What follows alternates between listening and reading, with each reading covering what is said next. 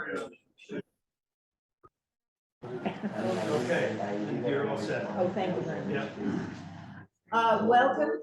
We're gonna call this meeting to order. We have and hopefully Dale will be here shortly.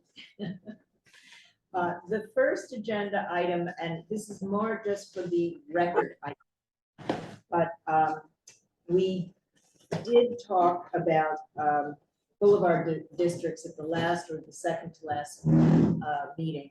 And Will, oh, where's Will? Not in that picture, that's all us. He is not Oh, trying to enter the meeting yet. Okay. So you know, I send him the link. I know you did.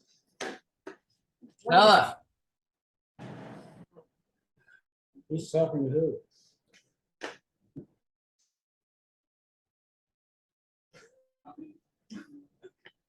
You got your own Zoom session.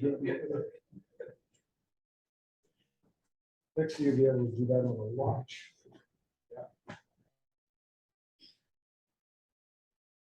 Okay, I don't need to be on the picture.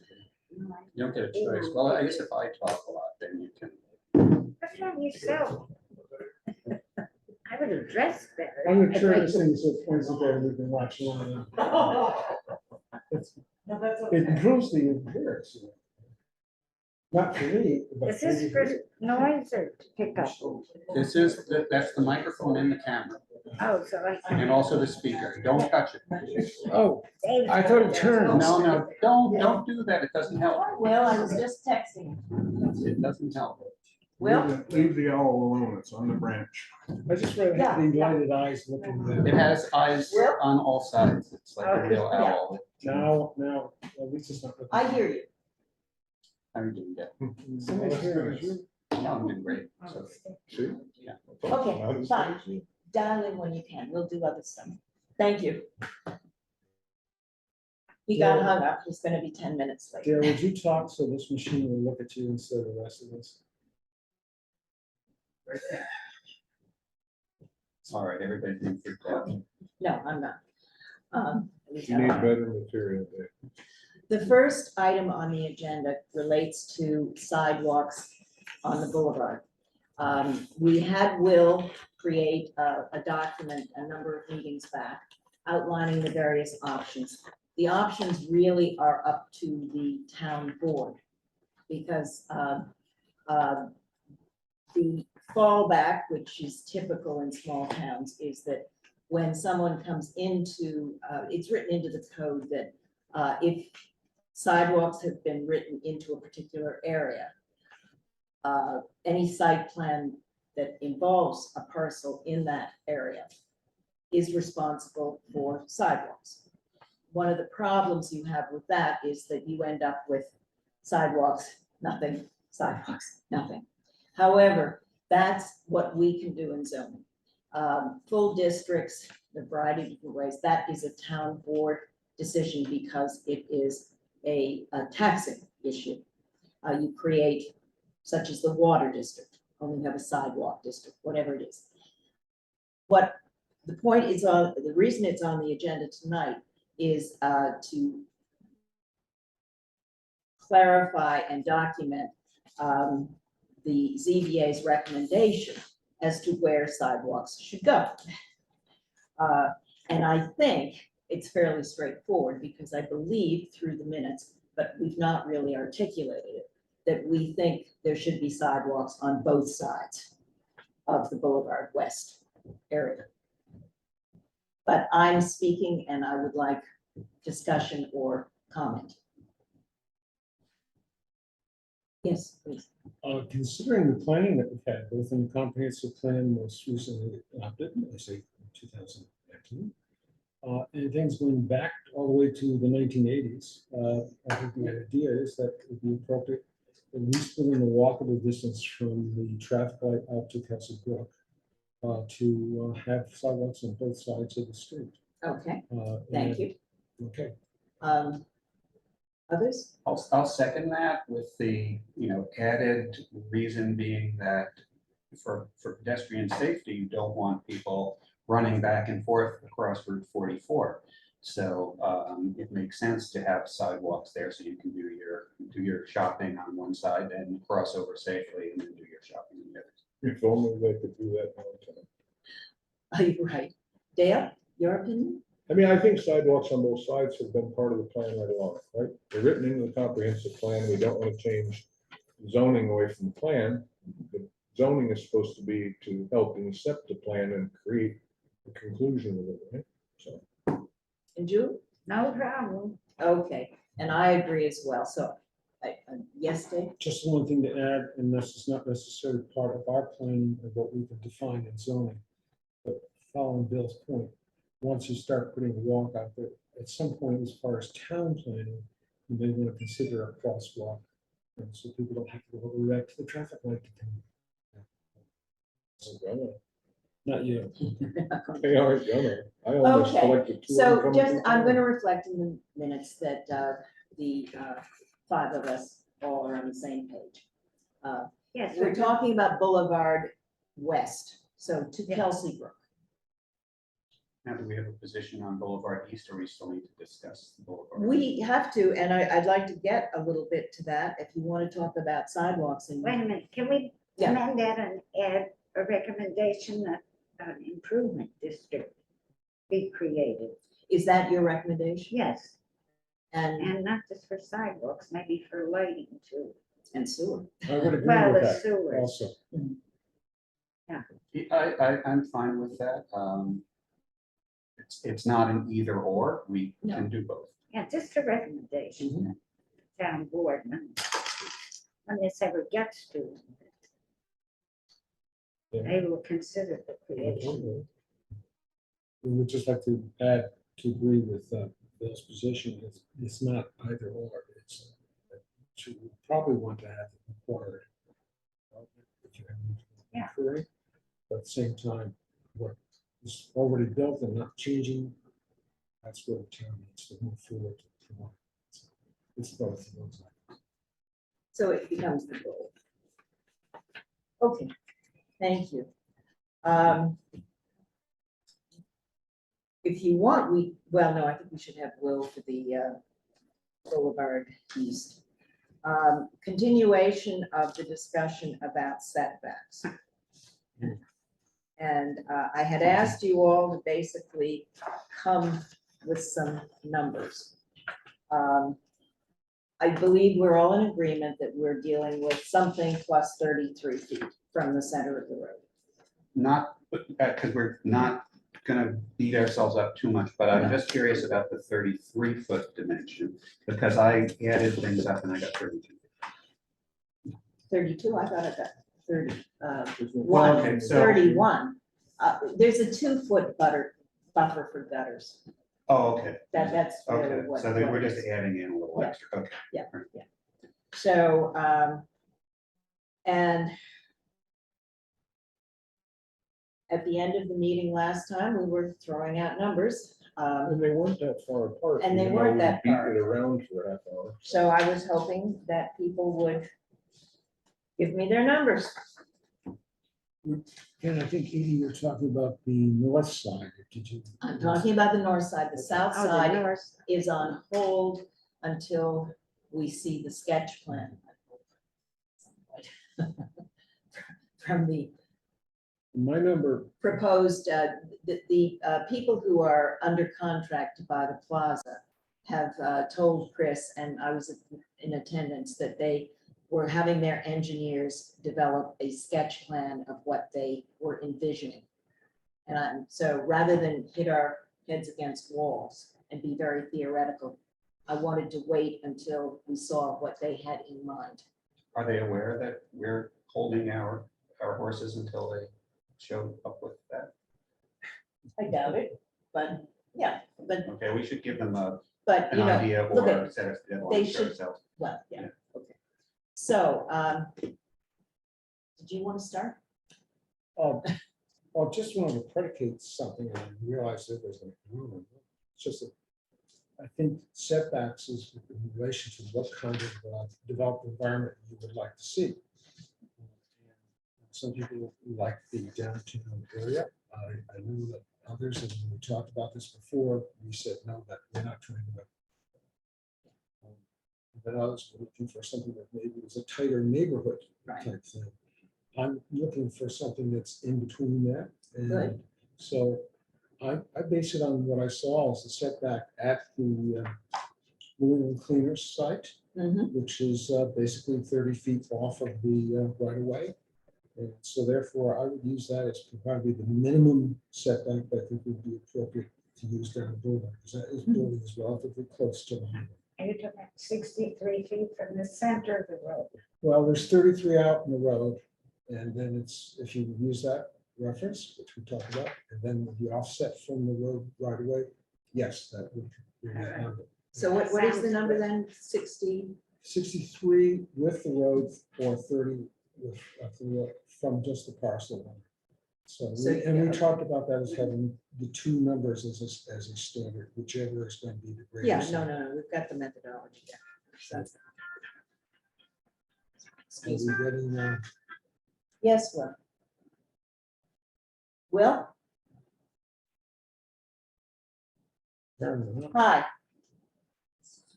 Oh, it's, you see, Will, It's being- you're being admitted. Thank you.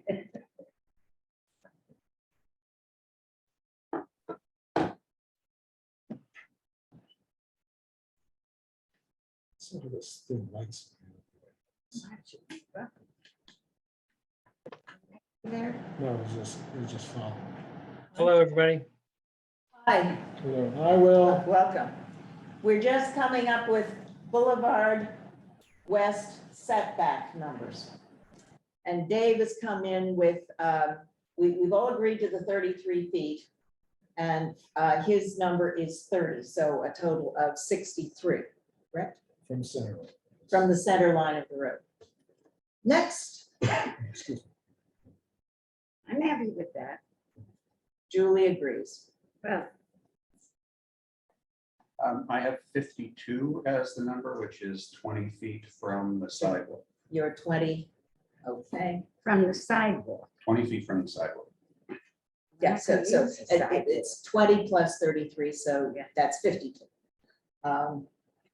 20 plus Or I 30. guess it's 53. 53, yeah, Okay, is the other. 53. Most days. And Dale, I was pretty much congruent with Bill on that. Yeah, that's what I came up with as a minimum. well, we're talking about a minimum, because the next Yeah. thing to discuss is how big that variance should be, whether it should be 5 feet or 10 feet of So- variance. I think you're creating. Did Bill and Dale have less, and Julie have lesser numbers? What did he say? Well, Julie, I didn't are you hear. 30 or 20? Oh, no, it's somewhere between 50 and 60, from the center of the road. Well, that's where we all are, right? Yeah, Just say well, I'll split the difference and say 25. And my reasoning there is, if we go up multiple stories, things start looking too close to the road. Plus, it was Lori Kerr who'd mentioned about tree canopies getting big and over time. Well, I guess I have a basic disagreement with all of that, because I think you're creating a different environment entirely from what's we have actually out on the boulevard. I realize we want to change and decrease what was otherwise being an 80-foot setback to something smaller. 30 is a lot smaller than 80. Although I think at the there's one exception in the BD2, which is 50. It's It's what? still 50. It's the BD2. That's So our where- range from, the extremes are 53 to 63. Correct. And Okay. me, I'm in the middle, mm, at 58. But I think the Uh, point that you were talking about multi-story, Mhm. and Will, you raised that in one of our previous meetings, so there's a question about that. But I view that as being that setback, if you're talking about 1 to 2 story building. And, the two-story building is also an interesting issue because in talking with others, we looked at Elizabeth's Jewelry. And I thought that was maybe like a story and a half. And I was being told, no, that's two-story. But we go out and look at the Ford dealership, which is not in the west, but it's a building that we can see.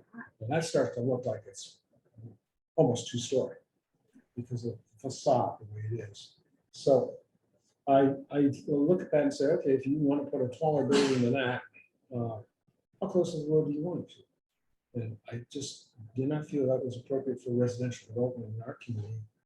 So we're not to be right on top of the highway, and I don't think that's a desirable space, place to do it. But multi-story, I think we should talk about that separately.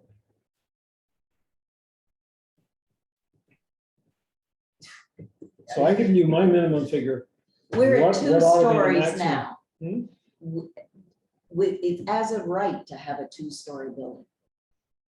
Oh. We I don't know. have any out there, but it as, I mean, there's nothing in our code that doesn't I let you think- have two stories. I think we have a height requirement. Exactly. Yes. But It doesn't say 35 feet whether it's allows two- you two stories. It doesn't tell you whether it's 2 or 3 stories. We'll get to that. Okay. And I think that's gonna be a big part of what, if this property closes on the south side, those investors are certainly looking for at least 3 stories. I understand. So just FYI. Okay. Okay, so, But that's kind of not what they're doing. But whether you're gonna go to multiple stories is important to know, because if you're gonna be just 2 stories, the current height is no big deal. mhm. But if you're gonna go to a higher height and multiple stories, does that want the same setback? And although that may be not as good, but at the same time, you don't really want to step the buildings either, do you? And what do you mean by step? Well, the first 2 stories are at, Oh, okay. I cap see. at this height, and then you have a further setback for a 3rd story. Well, I recommend that I think about this in that maybe if you have a taller building, a much taller building, that it would be set back further. But we're talking about the boulevard north side. Mhm. I really think where you're talking about the likelihood of multi-story is going to be on the south side. I agree. So And- let's and leave it there- alone. There, that's a different thing. 35 because feet gives you 2 stories. If you have, So that, I take back my comment, Dave. well, the other thing I was going to say is with residential multi-story occurring on the south side, not only can you have the frontage parcel, a frontage unit with the setback of it maybe deciding there, but space behind it. So where that will sit. it will not- Dave, different subject. Different topic. 35 feet will not give you 3 stories. Give you 2 stories. So that's 2 stories as of right, correct? Yeah, but you can get 2 stories in the current 30 feet too. So. I thought we were 35. Or is that? in No, the well, resident- the current height is 30 feet. So if you go up to 35, you could easily get 2 stories, no different than you can with 30 feet. Yeah, but if I can jump in for a second. Oh, you're right. 30 feet? Yeah. Yeah, So I do it's understand, 35 the visual connection between the height of a structure and how it sits on the street. And I understand why we're talking about that.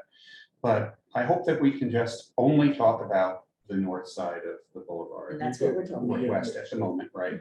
And the thing that I want to go back to that was one of the first topics that I tried to raise here is just that those lots are incredibly shallow for the most part. Yeah, yeah. And the utility of the rear is, paramount in my opinion. Putting, utility of the front is negligible.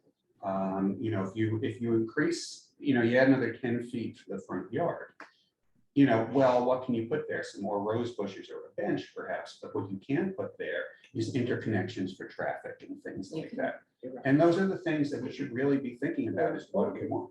Yes, sir. And parking, yeah. If you want interconnection and parking, the farther back you put the building on the north side, the less room you have to do any of that. You're right. Yeah, so from a planning perspective, it's just much better to have the applicant realize that they can't really do anything in the front and that they have to present something in the back, and then we don't have to argue with them.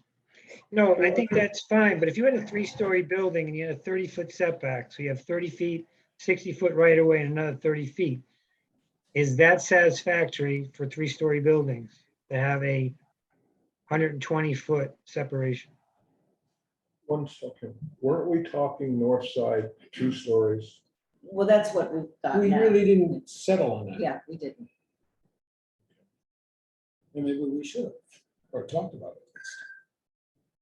But I think that's an important point that we're raising. So it's not necessarily just how much is the width of the road. It's more of an issue as far as what is the appearance of that to the community and how does it fit the rest of the Can community? we agree that the lots on the north side are shallower and not as It varies. prone to higher?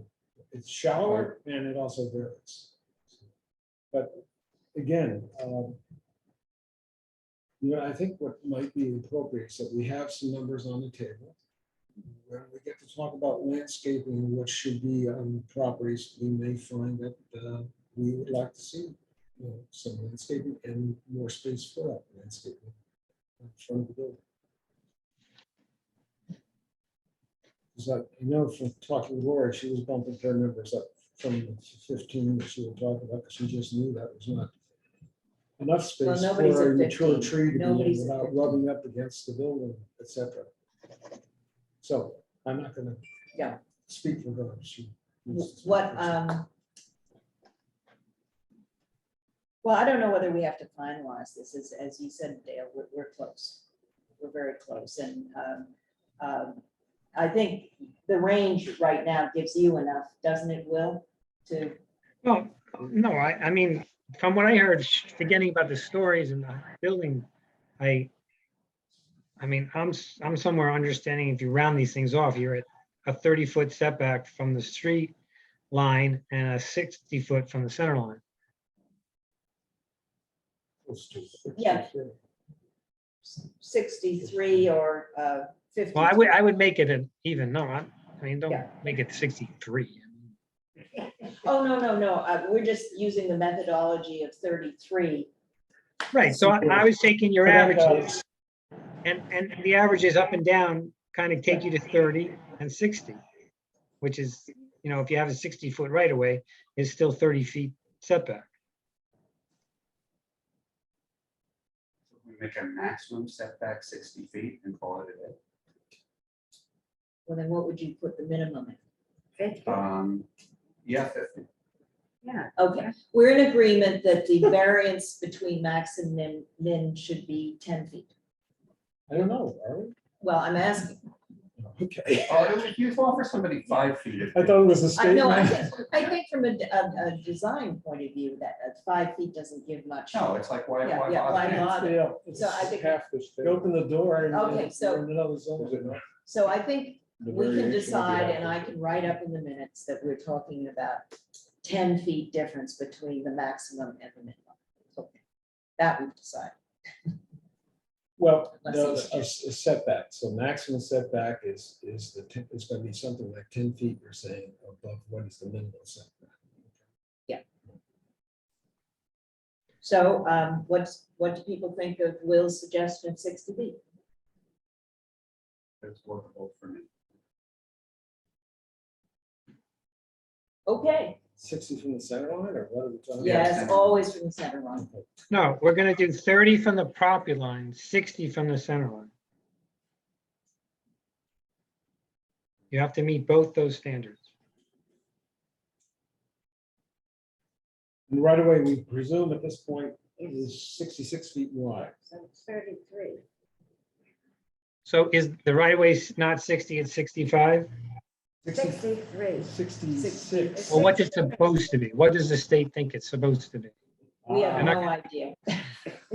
We're doing this, based upon our conversation in our last meeting, we kind of came forward with the idea of trying to work with the model of the typical street cross section. Yeah, but you want to work with what they want as a right of way, because if they come along and do widening and takings, They're gonna even it out to be that. And that's what the purpose of having the two different setbacks is to account for before that happens. You're Well, accounting. right now, How can we find out what the state wants? Have we reached out to them? I haven't. Well, I know that we discussed this, Yeah. I mean, and this has been Yeah. like, Yeah. it was. We were yeah. using a schematic from 1985. 85. But which is somewhat representative of, or very close to what's actually out there in many places. So it is- But- But Will, how do we find out what the state right away is? You need to talk to the traffic engineer for the district that's in that area and find out what is the desired right-of-way width from that stretch from the state line to the village. Should that come from the supervisor? Is that a job for Chris I was or gonna, we were for gonna Bob hand it off to Bob Stevens? Stevens, that was what. Yeah, we Bob learned from the Stevens, last- and he gave us that map. Yeah, That but that wasn't the 1928 answer. map. That wasn't the answer. Oh. We're going that's- forward. Edie, can I Yes. just, you have a momentous opportunity before you, and don't let it get away, which is the opportunity to say provisionally, if it doesn't compete with what the state wants, we can lock down these numbers and then not have to go back and have this whole conversation again. Exactly. That's Exactly. Well, I think the town supervisor, you or sh- DOT, I think. I'm writing it down. Yeah. Oh, good. Okay, so the town supervisor will contact DOT. the point of the conversation. So now, Yeah, yes, the point of the conversation we had last week, last meeting, I should say, was not so much that we knew for sure that there was exactly 66 feet there, but we wanted to at least have that cross section preserved for the use of the roadway either as it is, or it may be further developed. And consequently, if you don't at least have that number working as a working number, you're gonna wind up with something that's gonna be lesser and relative to how you set back development, and then the road winds up getting wider and everything gets smaller as far as the setback. fine, but So What does that mean? please, my point is, I would not. we're coming I up will with not the belabor it, so property line Let's go setback. talk to DOT and see what they. Yes, and that, they're gonna give us the 33 number, a better number than our 33. But we're here to decide Or what more from the firm number. property line. Mhm. And I have to say that I hear both Bill and Dale Yeah. talking about the depth of those lots Yeah, it is. and the fact to utilize anything behind them. That's why we have planning members on this committee. But we, Yes, well, because we there's have some- all Dealt agreed. with that. we have Yeah, all no, agreed in the past that we wanted interconnectivity behind, and and we that's want in the parking behind, comprehensive plan. and we want to move the buildings closer to the road, right, and not have parking in front. So whether the number's exact right at the Yeah. moment or not, is it not the theory or the mission that we have workable space behind for parking and interconnectivity? And if we are, we should respect that the north side has some depth problems and that we have to work Agreed. around that. Agreed. So that gets back to Will's suggestion of whatever DOT comes back with plus 20 feet. Am I quoting you correctly, Will? So, I'm Margaret, not sure. This is the right of way Yeah. that we think is Yeah. there, right? Right. That's that 33 mark. Mhm. And so we would have gone higher than 2020 was my initial Yeah. suggestion. I think we went to 30 behind that. Okay, So when you look at the right of way, the right of way is thinner as you get closer to the state line. I don't know if that's the case. well, we're gonna. According to your find out. GIS maps, it is. Oh, whose GIS map? The parcel access by the county. Don't rely upon that at all. We're not going to, Dave. They put a caveat on there that they do not attest to the accuracy of those lines. But- Well, between GIS and the 1985 map and 1928 map, I don't know how many of these maps are actually exact. Well, none of them. The 1928 map does at least put you in that ballpark of 66 feet, whether it's 66 or 65 or whatever, because it was very hard with that way it was reproduced to be able to measure it, but it certainly had to do on-screen measures, and I was surprised. Now, there is extra width in the area of Dave's TV because the fact there was a taking of land on the inside of the curve so that they could soften the corner of the road, Yes. and there's an extra width of right of way in that vicinity of. When the two driveways. surveys are done, we'll really know what it is. Okay. I believe that's correct. Right, Will? When these individual parcels actually have surveys done, we will know. Well, if you ask them to do the right of way, yeah. Well, their property line is the same. Well, yeah, no, but they'd have to go across and get the right of way on the other side of the street. Yeah, you need both. So that's what Chris is gonna find out for us. From the DOT engineer. Yeah, from the DOT engineer. Okay. So- Okay, Will, what is your suggestion between? So the 20 concept, again, if you're using, the idea of using the center line is to account for a future widening that you don't want to then diminish the setback. So that's why you have sort of you kind of want to decide if the road is built, if the highway is built out within the right of way, the way the DOT expects it to be, what would you want the setback from that road to the center line of the road to the building? And if that's just 60 feet,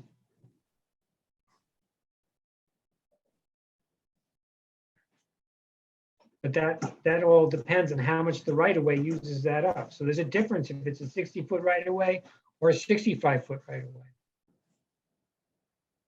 Agree on that point. Will, are you, when you said desired width of the right of way, are we? Well, not the width of the right of way, the width between.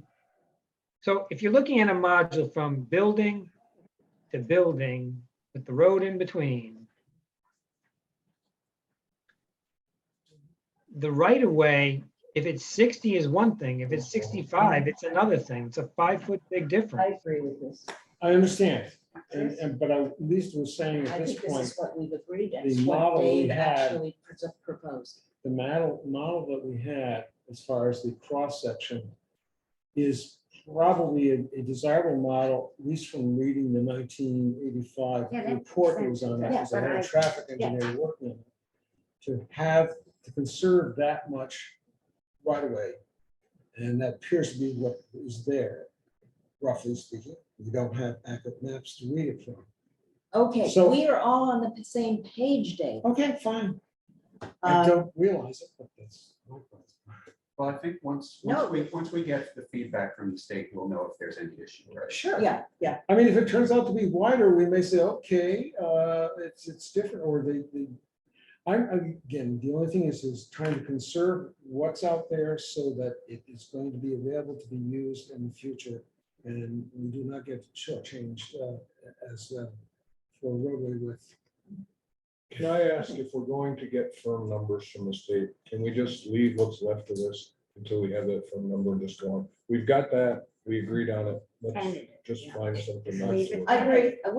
We have done enough, right? Will, All right, so maybe. So let me just recap. Let me recap. So we're gonna go to the DOT, trying to find out what the actual right-of-way preferred should be, whatever dimension that is. We want to treat Boulevard West North differently than Boulevard West South, correct? May. possibly. When are Likely we because of the gonna cost of determine height differences. I'm sorry, Will, When are we gonna figure that out? we will follow up and find out what the sketch plan or when the sketch plan is supposed to be coming our way. Why not deal with somebody who's actually got a plan? Well, yeah, but why do you want to do it based on their plan? I mean, you're doing setbacks for the entire district. True. But since they are the potential owners and they are the potential developers, Well, we're not gonna allow them to put it right up on the traffic. No, we're not. So why but- not set a Yeah, minimum? so I mean, I don't know if there's a difference for them if it's 30 or 35. So I mean, you know, Yeah. Let's No, that side see what is they so have to say. difficult because of the slope down. Well, into the- there's topography to deal with Yeah. there. I concur with Dale's point. What's that? Dale, you want to repeat it? No, Dave, I'd love to hear you repeat. Please.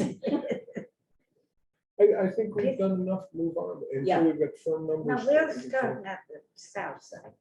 Well, the south side, the problem I have with setting a firm number on the south side is, one, we haven't seen a sketch of what may possibly be a developer willing to invest in the boulevard that would help us to actually get development in the boulevard. We're talking, right? We're all talking. We've got all this talking.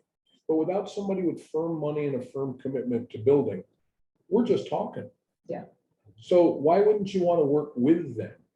It may not be exactly what they want, or it may not be exactly what we want, but why would we set a finite plan and then find out it didn't necessarily agree with what they wanted or what they were thinking?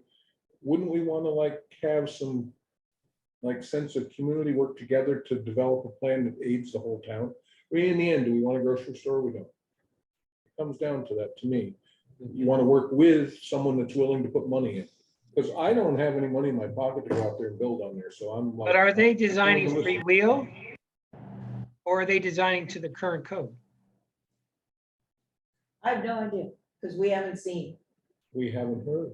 So they were supposed to come back, you missed this at the beginning of the meeting, but they were supposed to come back to us, after their meeting with Edie and Chris, with a thumbnail sketch of what they anticipated. And the thumbnail sketch hopefully is literally, just like a sketch on the back of a napkin, and then we can have something to talk about. And hopefully, we get that within the next meeting or at most 2 meetings, and then we can say, oh, this is great, we can do something with this, or, uh-oh, we have a problem. What if we We're set just- some parameters for them though? I mean, a minimum setback. How I don't think well that are they're, we well, likely I think willing to go? when we get on the south side, and again, I have to agree with Dale's point on the south side. I'm not expecting that they're gonna say, oh, we're gonna get 30 feet and we got a building that's 120 feet wide and 1.5 stories tall. I have to put the mansard or fake front on it. They may want to be able to do something that's adding on to their current building a little bit without necessarily having to build up to the road. So I think we ought to see what they have to offer. It's not like it's gonna be a year from now. They're talking about a sketch sooner, right? So Well, that was our understanding. Yeah. I And guess. the answer They was- say that they were using the building or taking it down. Zoning with the understanding at the same time that the zoning review committee is reviewing the existing zoning. Could you hear that, Will? I just heard reviewing the existing zone. They are working with the existing zoning, zoning, because knowing that's all I've that got. this committee is working on reviewing that zoning. Yeah, so that's not helpful because I mean, the big change here is to move the building close to the street. So they're going to be working with the old plan of throwing it to the back. Well, I don't know, Will, if we start talking about, we're trying to tell them where to put their building. And I look at a grocery store, and the fact that you have you have people who want to bring their car up to the door to let off somebody or pick up their groceries or whatever. In the far lane, you're gonna have all kinds of different factors in there as far as setbacks than us just dialing a number in here tonight. Sorry for the dial. one question, Yes, is it possible? I don't know if it was you and Chris or you or Chris to reach out to them and say, one of the things that we're considering changing is the setbacks. In your sketch work or whatever, if you have an idea that's different than our zoning, please feel free to present it. Doesn't mean we'll accept it, but please feel free, because we're working with changing. We don't know exactly what we're changing it to, but if you have a bang up idea that might encourage development in our town, bring business here and bring some residential units here, we're all ears. Can I make a comment? Of course, please. I believe that is the way that they are proceeding, exactly what you said, which is that they understand that the committee is looking at changing Okay, setbacks and zoning of that. And they also know that the committee is looking forward to hearing what they have in mind. okay, I just thought they were working with the old code and I just, Well, They they have have the to old work. code. right, As no, a I reference. understand, but I wanted to be clear that we should encourage them, if it's not exactly what the code says, please at least show us. Yeah. I mean, does everyone agree? I I was gonna just, say the same thing, so yes. No, no, I- no, I it, agree with totally, you. totally agree. So we'll have to try to follow up with them. I mean, the more communication we give them about what might be possible, it seems like we Yeah. would aid them Absolutely. and everyone in the community. And not waste everybody's time and for them money. I agree with that, and I think everybody else here can agree with that. You get nervous. Okay, now Will, you're the one writing these things. What do you need in terms of direction from us? Well, I guess we need two things so far. We need the right of way width. We need some understanding of what the developer potentially wants for at least one or two major parcels. And then the only other issue I don't really know is if you want to get into this height and structure and stories standards. You know, I'm surprised, speaking about height, and you're absolutely right, it says 30 feet. But I know in the rest of the town, it's 35. I don't know how it got Yeah, changed. changed. It's not. That the might same. be in the residential districts. That's what I mean. I think we certainly may have done that in the light industrial district, the MA. It's 35, isn't it? Well, it's 35 where we've been dealing with situations like Buda Field, et cetera. Yeah, in that, that's A5A, but Yeah, I it's definitely 35 in the town. don't have that reference material in front of me. Well, it's 35 in Irondale Okay. and in the LC district. And I'm gonna guess it's probably also 35 in the residential district. It's just not 35 in the Boulevard district. I know we dealt with 35 every time. Yeah, I'm gonna yeah, stick yeah. with- Well, so bulk standards is on our agenda for today, and this is a Yes. bulk standard. It seems like everyone is surprised that it's not 35, and Then make it just we should consistent. probably make it consistent. I would agree. I think Yeah, we that's- should change it to 35. Well, okay, 30, but you're being asked in other places to be higher than 35. Yeah. And 35 is not gonna cut it probably with a 3-story building. That's what I was gonna ask. No, I think Lori Kerr had done some work. She's got a funny way of measuring the height, sort of halfway up the roof, but. she It's said still not 40 gonna make 35 probably. Yeah, she said 42. If you have a flat roof, nobody likes flat roofs, No. you could have a 35. But why do you want flat roofs? Well, I don't necessarily want a flat roof, but I'm trying to figure out what sort of buildings we're looking at. True. You know, 45. the 3-story building, so we want a 3-story building, why? Because we can have 2 stories of residential, or because we can have 2 stories of commercial and 1 story of residential, or because we know that we need to go upward? What's the reason why we're talking about 3 stories? I mean. The potential developer wants to do stories, and I'm assuming, well, they started, I think it was a joke, they wanted 6 stories, which I said was not a possibility. But they're looking for 1 and 2 bedroom rental apartments. It was very clear that that's what their vision was. Let me ask Above. you, let's paraphrase it. Are you against 3 stories? Well, no, I'm not against 3 I stories, just- but what I am thinking, and I'll go back to the idea that I proposed 2 meetings ago, I think, which is that we set a height off of the surface of Route 44 as being the starting point. And we say, for example, that, you know, at that elevation, you can go 35 feet above that. Now, if a developer goes downhill and gains an extra 5 feet, now they can have a 40-foot building. I think that covers a lot of the Yeah, concerns. but I think the 35 feet, and I may be wrong, but I think that has to do with the firefighting capability. I think that, Well, we've looked into that, We have, yes. Well, or Somebody somebody did. said something to us about it. I think. Josh, I spoke to Josh. right, and we don't have a ladder truck anyway. Hmm. It has to come from Sharon. Maybe, I think they've got one in Soon, Pine immediate. Plains.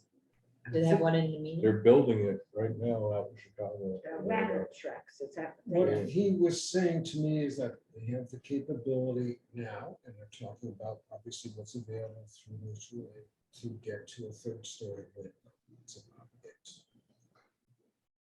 Now, Well, years don't take ago, my word for it. Mhm. Let's get, Could we send a note to the fire department, just ask for them to input what their current capabilities are?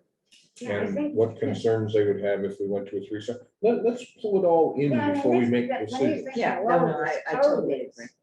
Yeah, and the fire department certainly. wrong. I mean, if we Since it was know, written. if we know the limitations, when we're sitting here writing this, it's a lot quicker than going back and changing it after we came up with a brilliant idea, right? I don't know, let's find out from the fire department. Okay. But for consistency's sake, I do like the idea of changing this aberrant 30 feet to 35, just so that it's consistent throughout the town. And Bill, to your point about the view, it'd be kind of interesting to like tether a balloon on a string and see where it What comes happens is. with the viewscape, because, I mean, it might sound silly, but I think it makes sense to at least have a view of it, to see what it changes. Makes sense or not? I mean, it's a pretty cheap investment. No. And also, they're going to, they are doing a new survey. At least that's what we were told. Right, but one of the things that we Well, you'll talked get about, I topos. think Ed and Bill maybe, or maybe it was just Bill, we were talking about the view, the back view. No, I understand. If we had an idea from the road where 35 feet down in the driveway came, it would make sense to at least envision what we may or may not. Let's schedule a site visit. Well, let's let them With close on balloon. the land. Okay. With balloon. But yes, an excellent idea when they close.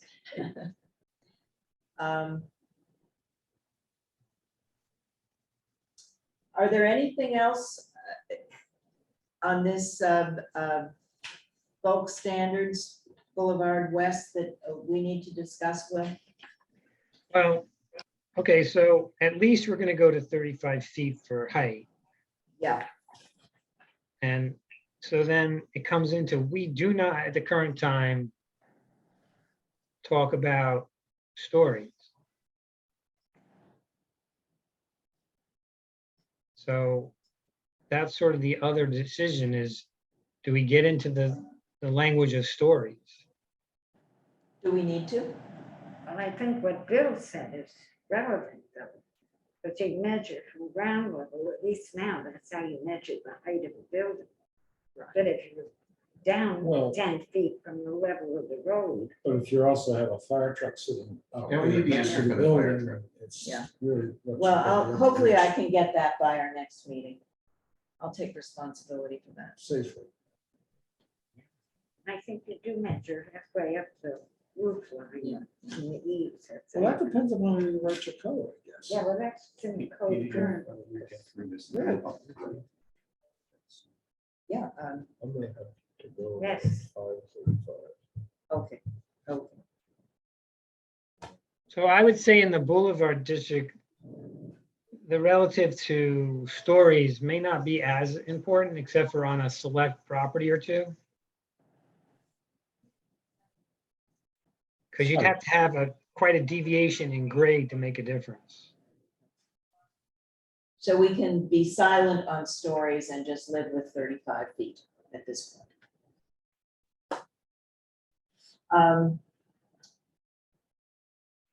we can come back to this, but Dale is on a timetable. No worries. And, no, but, so I want to switch to Bill's presentation on lighting. Okay.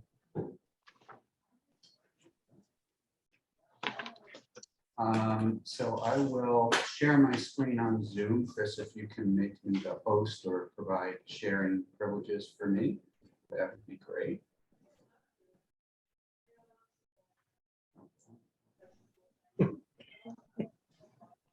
This one. That is a slideshow. So, and share screen. Thank you. Point two. Slideshow. All right, here we have a slideshow, guys. All right. Okay. So, thank you for giving me the opportunity to present this because. Can people see this? I can see it here on my screen.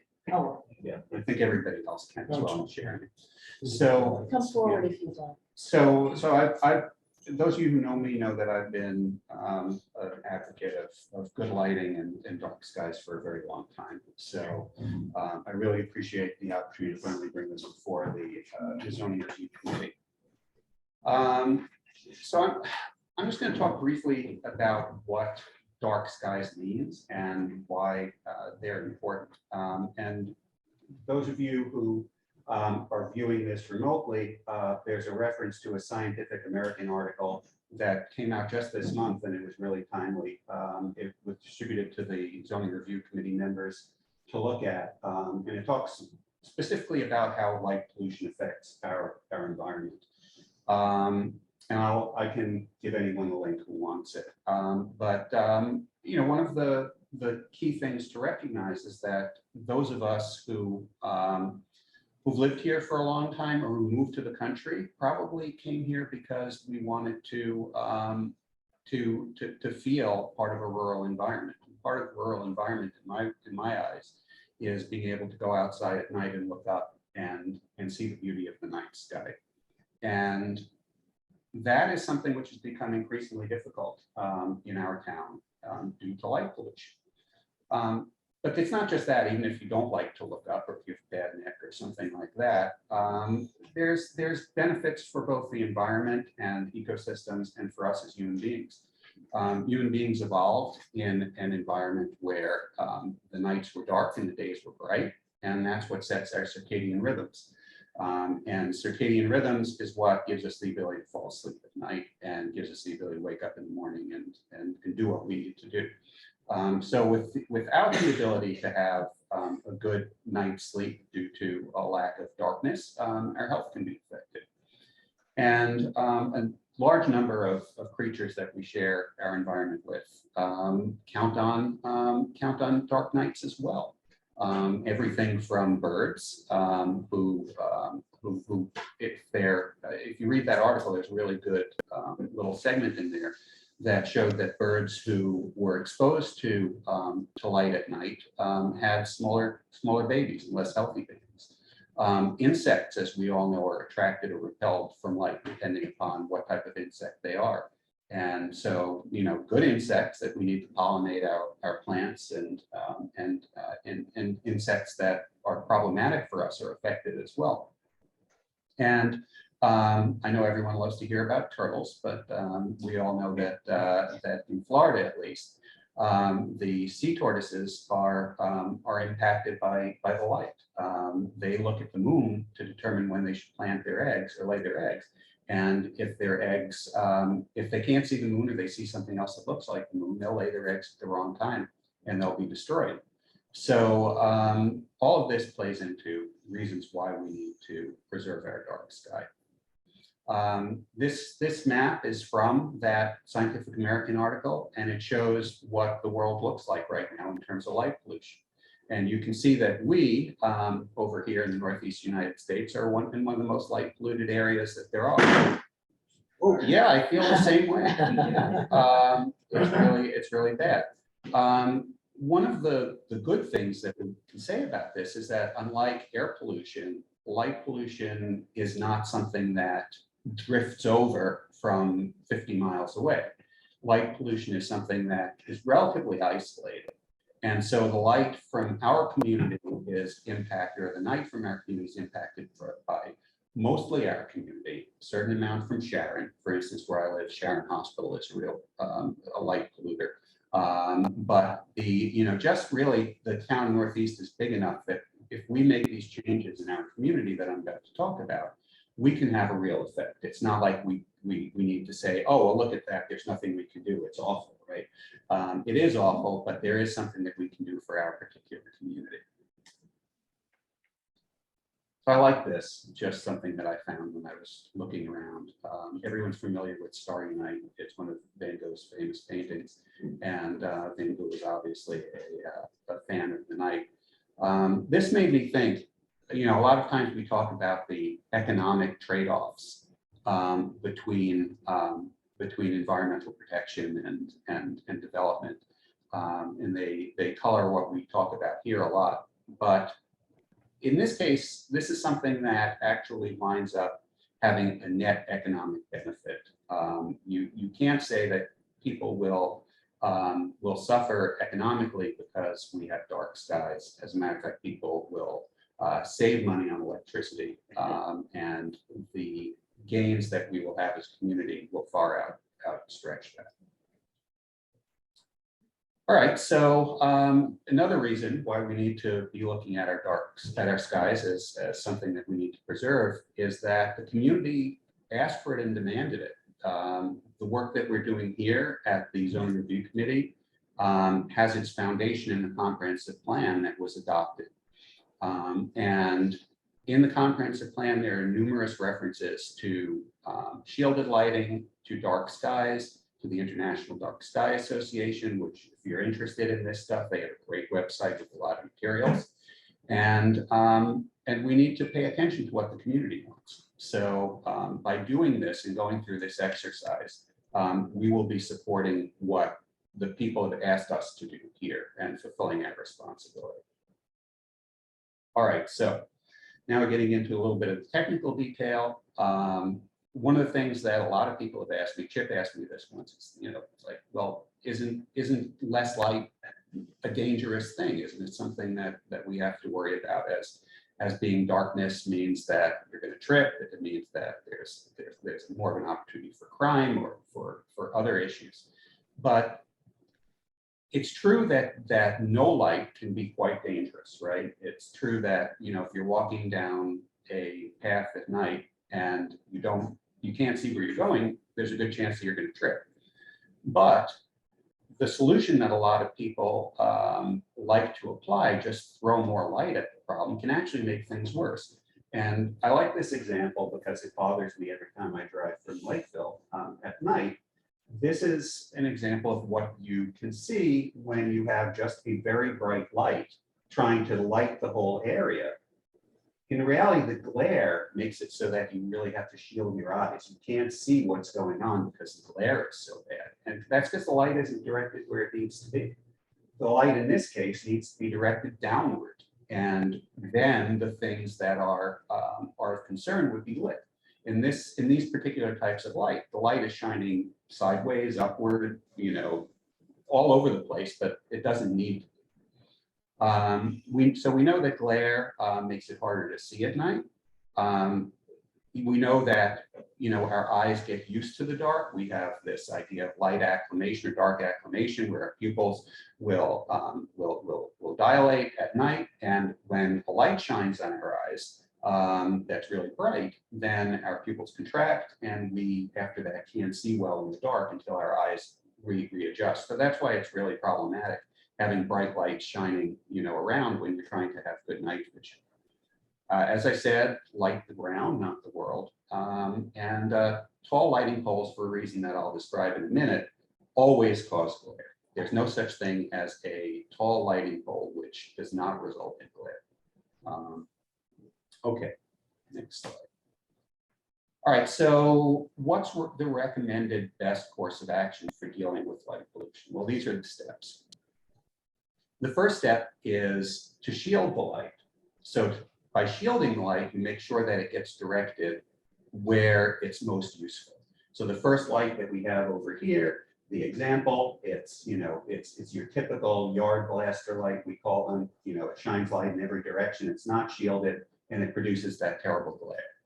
The second light in this illustration is shielded so that the light shines downward. And all that basically means is that you create a physical shield around the bulb or the light emitting portion of the lamp, so that the light doesn't go off in all directions. It just goes in the direction where you want it to go. The next thing that you have to take into account is this thing called color temperature.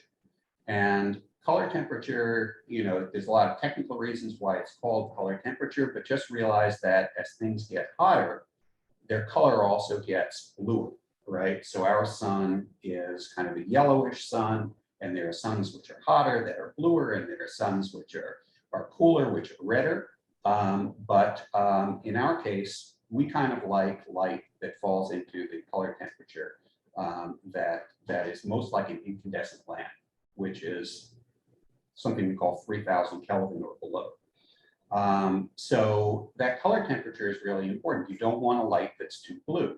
And the other reason why you don't want a light that's too blue, besides the fact that it's jarring on human eyes, is that it actually scatters more when there's a little bit of moisture in the air or fog in the air. So light pollution is magnified if the light is too cold or too blue. The next thing is intensity, obviously. If you can adjust the intensity with a dimmer, for example, or by putting in a lamp which isn't as bright, just enough to accomplish what you want to do, but not more, you can achieve your result. And the last thing is timing. There's no reason to have lights on when there's no human being around to take advantage of it. So that means either motion detectors, which, you know, are highly recommended, or putting your lights on timers so that, for example, if you're in a residence, well, you might want, you go to bed at 11 o'clock every night, have your outdoor lights turn off at 11 o'clock. If you're a business and you close at 8 o'clock, have your lights turn off at 9 o'clock after your employees have gone home. There's no reason to keep them all on. Next question, color temperature. Is that something the light bulb tells you, or? Yeah, if you go, for example, to let's say go to Amazon.com and you're looking at LED light bulbs, I do this all the time, right? You will see that some of them are 3000K light bulbs, and some of them are 2700K light bulbs, and some of them are 5000K light bulbs. The 5000K light bulbs are going to be really, really blue, and kind of like these fluorescent lights. And the 2700 is going to be more like the incandescent lamp, like you might feel, which most people feel more comfortable with in their living Just a room. little more yellow. A little more yellow, right? Because if you know the spectrum, right, it moves from red, green, yellow, Who blue. knows? Well, Okay. if anyone who's looked at a rainbow has seen it in the spectrum. Okay, so this gets into the idea of shielding now, which is the most critical component, I would say, of the whole thing.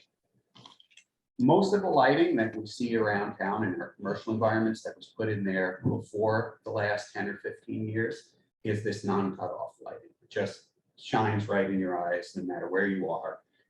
It lights up the sky, it lights up the sides of buildings, it lights up the ground, it lights up everything. Obviously, as we go into more cutoff, we start shining more of the light on the ground. And that has a couple of advantages. First of all, it eliminates this sky glow, which is the thing that we see when we look at the horizon at night, and you can't see anything because Sharon Hospital is out there lighting up the sky. If they had all full cutoff, things would be a lot better. The other advantage of it is that typically these shields that you have reflectors in them, and therefore the energy that you're burning in order to make that light is directed by those reflectors where you need it. So you actually use less energy, which is one of our goals. All right, so you're probably saying, okay, this is all great. And Bill said that, we need shielded lights. So I guess I'm gonna have to build my own lights, right? I'm gonna have to build shields. Well, yeah, you can call me and I'll go out to your light. I'll get my pop riveter and my tin snips and I'll make up a shield for you. But in reality, you can get dark sky compliant lighting that's been certified by the Dark Sky Association pretty much anywhere. As an example, I used this page from Home Depot. Yeah, and it's cheap, right? Here we have lights ranging from $29 up to $70, depending on what you want, and it achieves the result, as opposed to having one of those reflector lamps, the ones that people used to use all the time, that just does all the wrong things that we just talked about. And I said it's readily available, but I will tell you there's one exception. If I go down to Harrington's and ask them for dark sky lighting, they look at me like I'm crazy. They don't have it. So one of the things that we would probably, locally anywhere. well, I mean, that's one of the things that we should probably do. And I would, if we think we're on a track to adopt this, I'll see you later, Dale. I'd probably go and talk to Kyle, and he'd probably come and talk to the buyer, which he already did. And we explained to them why it's important that they stock this stuff. But in any event, whether it's commercial lighting or whether it's residential lighting, good design lighting is easily available. It saves people money. It reduces these problems that we talked about, and it's not a hardship on anybody. Okay, now start talking about the regulations that we started working on. Why do we have a radio telescope in this picture? Because they're cool and everyone likes radio telescopes. That's why. I was reading the text. I didn't even notice it. Doesn't use Oh, light. there it is. So okay, so what we started with is trying to figure out where we could find a good pre-existing regulation in New York State, so that we don't have to worry about whether it's it violates the New York State rule. And Will sent several examples, and I jumped on one from Southampton, New York, which I thought was great. But it's quite a few pages. It's less pages now because we cut out a bunch of stuff. We're not likely to have any sports stadiums. I don't think we're going to have any big marinas in the town in Northeast. So we got rid of that stuff and just slimmed it down and worked on it to make it a little bit simpler. It has really good definitions, with the exception of the fact that it's a little bit out of date. So it talks about, different types of lighting which are no longer that common. Now LED is everything, right? Because they're cheap, they're less expensive to operate, and pretty much anyone's going to put in lighting now is going to put in LEDs. No one's likely to put in a mercury vapor light, but they could, like Central Hudson might put in a mercury vapor light. So we have detailed definitions that have been updated. It includes provisions for both residential and commercial. And that's important when we start talking about this, that we recognize that residential needs to be part of it, but we don't want it to be such a burden that all the residents of the town are going to lose their minds. So that's really important. And the lighting subcommittee, the ad hoc lighting subcommittee, has reviewed it. The first iteration. The first iteration, the last iteration, I'll tell you about in a second. We showed it to Ken. Ken was pretty much okay with it. He just said, please make sure that we can actually enforce this and that it has provisions that are enforceable. So definitely something that we are looking at. And Will reviewed the first draft, provided comments and suggestions, and I sent him my responses to that. And once I get the next set of responses from Will, then I'll cut up a new draft, and hopefully we'll be all done for our next meeting. Okay, there we go. Okay, so the standards that are applicable for all districts in this proposed regulation are that shielded fixtures are required everywhere. Lighting that produces nuisance or glare, which we try to define, and that's an interesting thing, are not permitted. No leased lighting. If anybody wants to know why no Yeah, why leased not? lighting, Right. do I have time to Yes. explain it right now? Because I don't have much of an audience. Very few choices. Well, the reason is because every time, which is twice in the last year or 2 years, that an applicant comes to the planning board and starts talking about the light that the lamps that they have leased from Central Hudson, and we start saying things like, well, can you adjust the angle so it's not shining into the road? Or can you shield this, or can you do that? They come back and say, no, Central Hudson won't do that. And so we lose control if we allow Central Hudson lighting, and it gives it's unlikely that we would achieve what we want to. So warmer colors, like we talked about, more in the yellow range.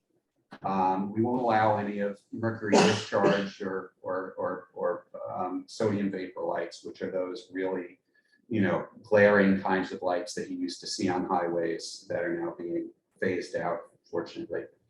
And motion sensors and timers are recommended. So across all of the different districts, these are common aspects of the regulations. What's an example of a mercury? So a mercury vapor lamp is most of the older Cobra lamps that are on the telephone poles, Streetlights. streetlights Oh, street lights. are mercury. The ones that were kind of bluish gray in Yeah. the light. And those lights, let me jump back Oh, no, to you have. this that. one. Yeah, That one's a mercury vapor light, the one in the distance. It's bluer, as you can see, so that's the problem there. Poles only up to 14 feet. And now, since we have a little bit of time, I can explain why a tall pole is always going to cause glare. And the reason is because of the height that we are at. We are at, somewhere in the 6 foot range, right? So you can't shield the light in such a way that a person standing underneath it or 20 feet away from it can't look at it. Imagine yourself looking at a lamp on a pole, right? And you're 50 feet away. And okay, that pole is at 12 feet in height and it's got a shield. So it's painting its light on the ground. You stay in the same site and imagine that light pole growing, right? Eventually get to the point where no matter what kind of shield you've got on it, you're still going to see the bulb. So that's the reason why we have this limit. We have limits for light falling on adjacent properties because one of the things that makes a light regulation important is to say, well, you keep your light on your own property. Don't shine your light on other people's properties. It has specific lighting guidance, as in so many lumens per square foot and stuff like that for different types of uses. And Will suggested that I streamline that table that was in the first draft, so I'm working on that. And it provides some really good site plan instructions that could be used by both the planning board and the applicant, so that when they get together, we don't have a problem with the applicant thinking that what they're giving us is what we asked for or vice versa. If it's all spelled out in the code, then the applicant's architect or engineer or whatever will be able to say, oh yeah, they want photometrics that look like this, and they want a plan that looks like that, and they want cut sheets. Okay, we'll get all of that. That's been a problem in the past because most people aren't familiar with this stuff. And when they bring an application to us, it has no lighting information, and we start asking for all this stuff. And they're like, where does it say that in the zoning regulations? And our answer is, well, we need that in order to do our environmental review, but this will be a lot better. Residential standards, existing homes are exempt from any requirements unless they're being expanded by 20% or more. So if somebody's, basically everybody from the moment that this regulation goes into effect, who has a residence will be exempt.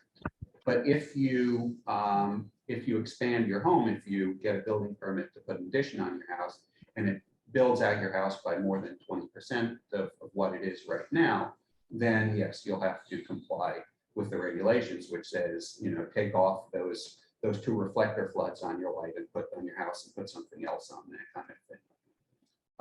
It does allow for unshielded lights like those reflector lights if they have motion sensors on. It has an idea of a lighting setback, which is 3 times the mounting height of the lamp. And the lamp, if it's mounted on a pole, can't be more than 10 feet high. So those had 14 in the other slides. Right, that was Which one's one you commercial. like? Well, I think in a commercial area that 14 is appropriate. And I think that in a residential area, there's no reason to have something like that.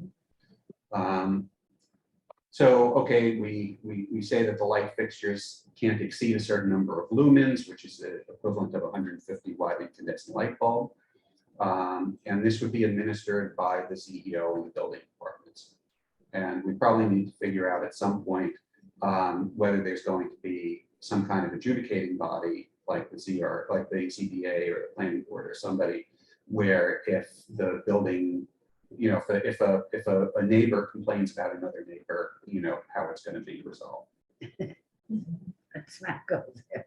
Do not go there. So anyway, here's some interesting, some resources. As I said, everyone should go to the Dark Sky website, read what they've got. They've got a lot of really useful stuff, and most of this was based on that. The Greenway guides include one for lighting, which is a little bit out of date, but still very good. And we are a Greenway community. Dutchess County has, that's from Dutchess County. The Ulster County Planning Board also produced a very good document. So, you know, we can look at that as well if you want. So if there's any questions, I'll answer them. Otherwise, we'll toss it back. Can I make a comment?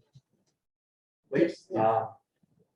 It is interesting to, and I think this is extremely important, is the impact and the environment is crucial. I read the article for the scientists, and it made you very aware of things you probably were guessing but weren't completely into. When and I think this is important. This is extremely important. Is I find when we have potential comments of it is to that how you avoid people tripping in the streets and or somebody being an act of violence. I think it's the opposite. I believe when we are saying the half glass empty is a negative thought, I believe it's the opposite. It's a positive thought because now we had a goal to fill it. If the glass is full, there is no goal. There's nothing to fight for or to try to do. When we are working in a darkness, the same thing when we are driving to a place we don't know. We are aware of all the corners we are turning. If we know that place, we are, and we know most of the accidents happen closer to your house because you are aware of the environment, the place, and you are not paying attention to where you are going. When you are in the darkness, you are more aware of, you don't know where you are going. Okay, thank you. Let me just wrap it up. Yes, Okay. please wrap it up. And I think that is because it's darker, that doesn't mean it is safe. Unsafe. I think it's safer actually. Okay. Thank you. Thank you very much. You're very welcome. Yes, of course, again, one thing I want to point out to everybody is that in our current code, we have no lighting standards. Just so you're aware. So we're not reviewing, we're going to be added. Yes, Chip. Great presentation. Work a lot. Are there any requirements by insurance companies or other security avenues like banks or anything like that? Well, banks are an important issue, yes. New York State actually has requirements for lighting around ATM machines, and they're really bright. The Southampton regulations that we started with had specific above and beyond regulations, which I think we should keep, that say, yes, it has to be compliant with New York State, but you know, it shouldn't be brighter than that, in effect, because it is really bright.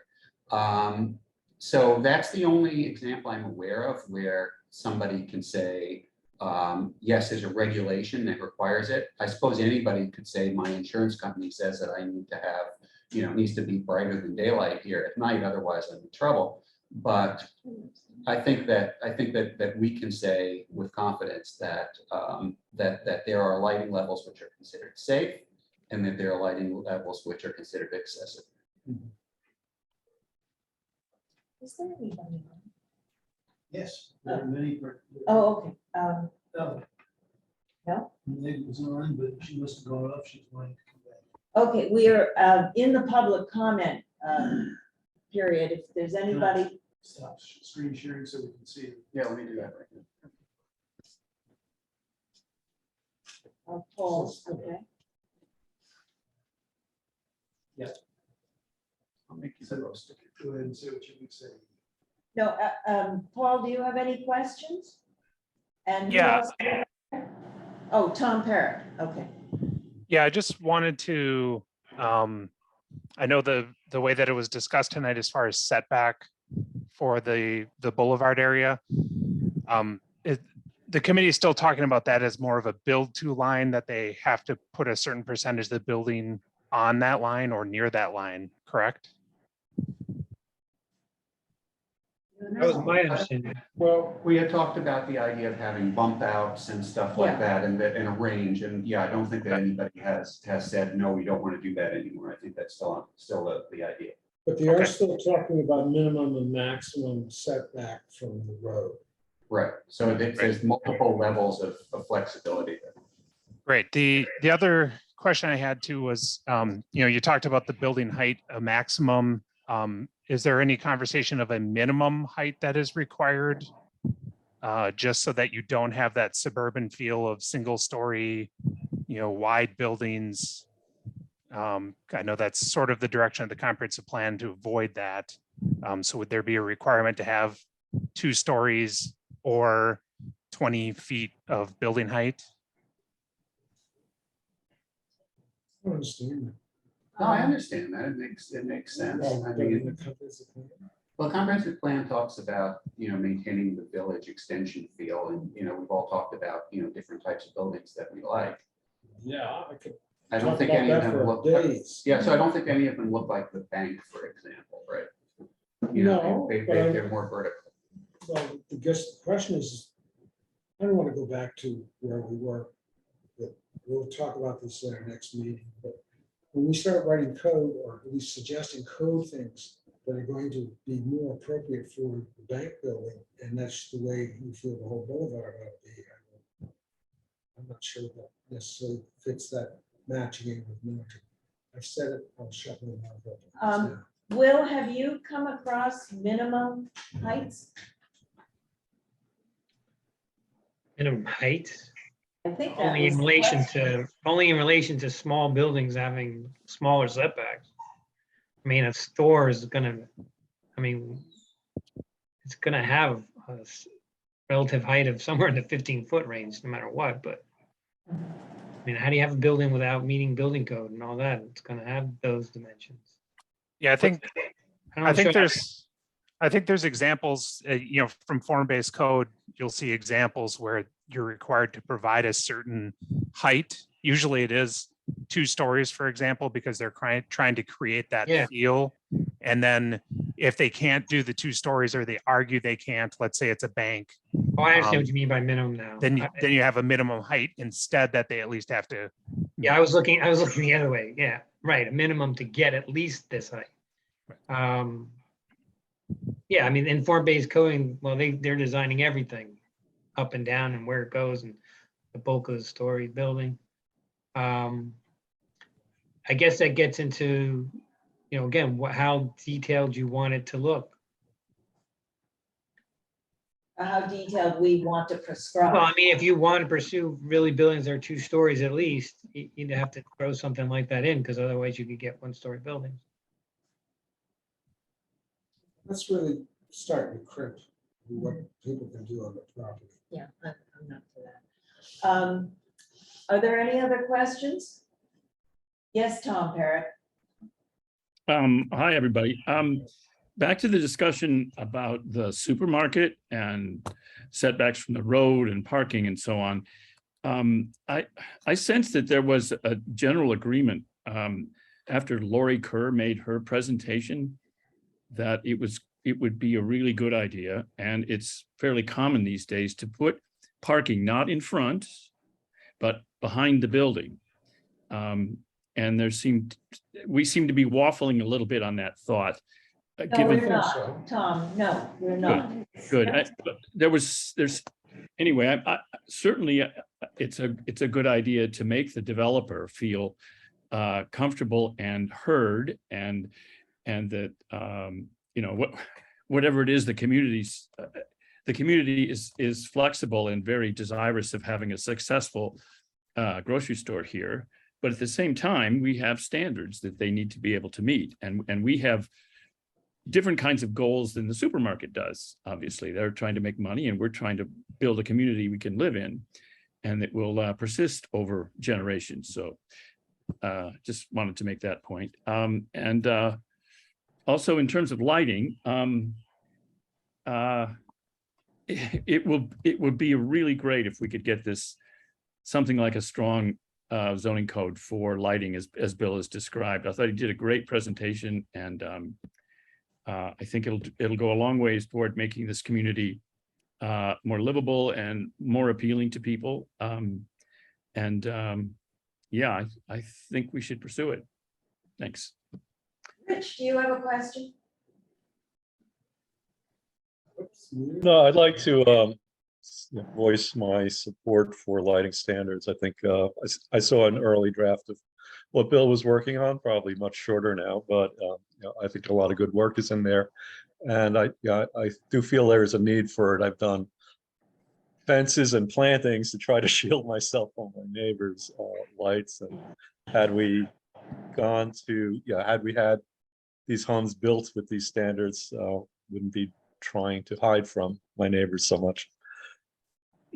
But thank you, Bill, for bringing this up. And thank you for supporting it. Mhm. Are there any questions from the audience? Yes. Thank you. Here. Will, do you have any thoughts or comments? As to, okay, our next meeting, do you think we'll have the ability to have circulated some draft code so we can get into the specifics? I thought the intent was maybe to focus on the lighting next time. That's what I meant. Yeah, so Pulling together what you do and Bill has a host of comments and questions that I gotta get back to him on. good. Okay. Thank you all for coming. The meeting is adjourned.